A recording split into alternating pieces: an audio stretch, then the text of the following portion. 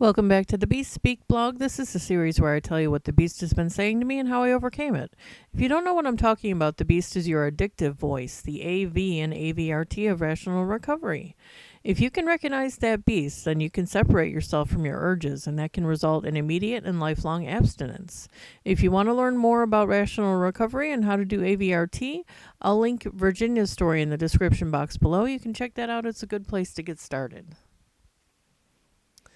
I wanted to talk to you guys today about a very specific form of extortion and show you how the beast confuses you with it to generate excuses for using. The identifying characteristic of this kind of extortion is that the blackmailer has created the very problem they now claim to fix. Extortion in this form is called racketeering. Let me give you a real-world example of racketeering. This happens most in organized crime. You'll probably have seen the old-fashioned examples in movies. Mob cronies would go into a shop owner and say, "You need to give us protection money." If they didn't give in and pay up, the very same mobsters would then firebomb their businesses.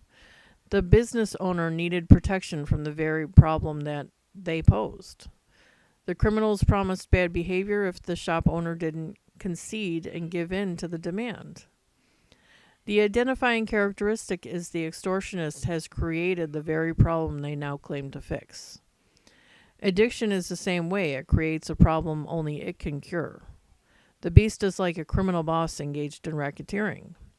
Understanding this makes it clear that any reason we use to justify using is just an excuse to give into the real problem the drug created. We're giving into extortion.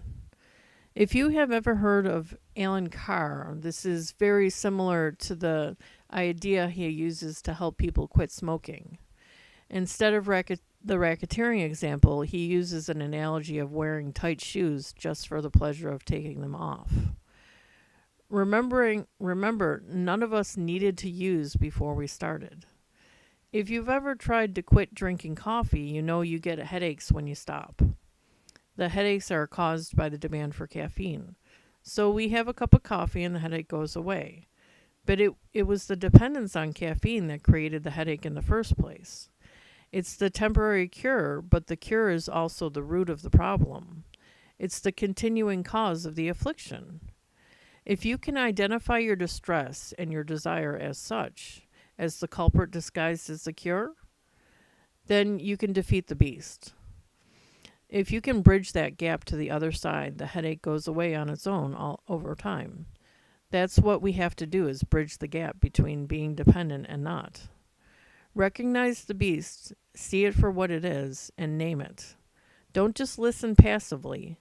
Label it, and name it. Naming a thing gives you a crystal clear clarity over it. We know that from the semantics war. If you can confuse the name or definition of something, you can manipulate with it.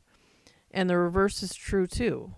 If you can name it and define something, recognize it, you can see it for if you're being manipulated by it. If everybody understands a bigger idea boiled down to a single word,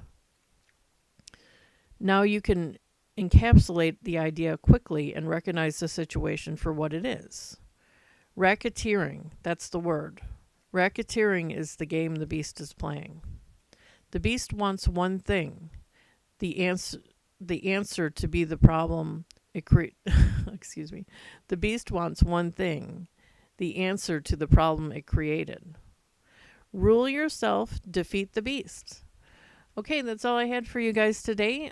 Please join me again next time for more AVRT and rational recovery content and the Beast Speak blog. Thank you.